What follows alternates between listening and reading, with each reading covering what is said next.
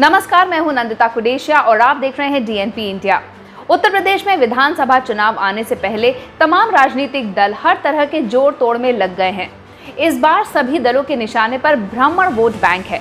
इस बार प्रदेश में एक नारा चल रहा है, 2017 में राम लहर, 2022 में परशुराम लहर। विधानसभा चुनाव आने में अब ज्यादा वक्त नहीं बचा है।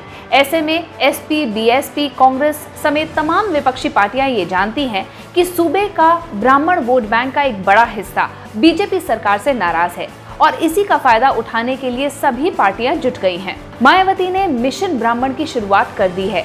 23 जुलाई यानी कल से 18 मंडलों में ब्राह्मण सम्मेलन का आयोजन किया जाएगा।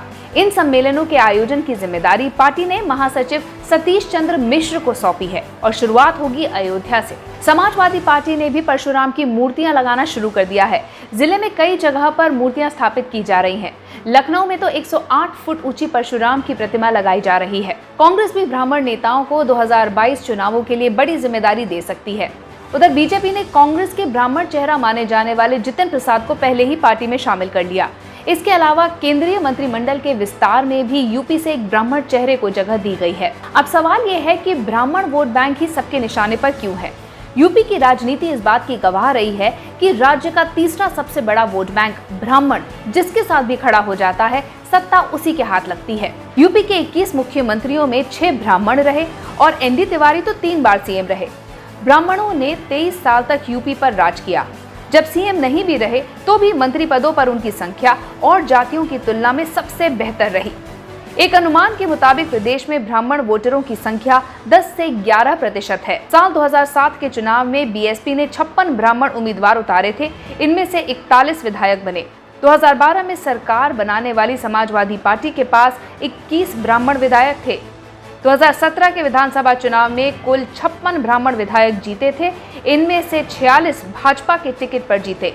प्रयाग से लेकर वाराणसी तक गंगा यात्रा करने वाली कांग्रेस महासचिव प्रियंका गांधी वाड्रा हो, अखिलेश यादव या फिर मायावती, सभी ब्राह्मण वोट बैंक को साधने में जुट गए हैं। ऐसे देखा जाए तो बाबरी विध्वंस से पहले 1989 में प्रदेश का और पार्टियों का कुछ चुनावी इतिहास देखते हैं।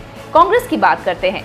बाबरी विध्वंस से पहले 1989 में ये ब्राह्मण समुदाय पूरी तरह से कांग्रेस के साथ था और यही वजह थी कि कांग्रेस लगातार सत्ता में बनी रही।